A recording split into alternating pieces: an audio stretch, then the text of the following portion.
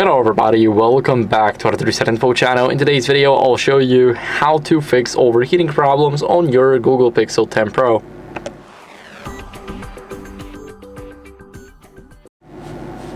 So first, what you guys want to do is go over and go to settings.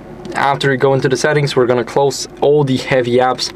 So here you will have all of the apps. I do not have them opened. What are we going to do next is we're going to lower our refresh rate. So we need to go into the display and touch.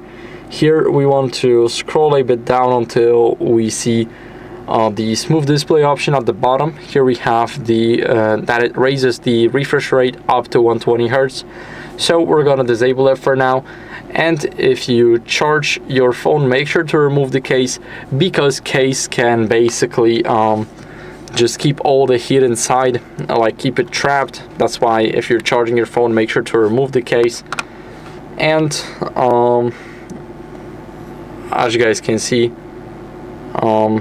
now what are we gonna do is we're gonna go over and open the battery settings. Here we want to go to battery diagnostics and go to phone is very warm.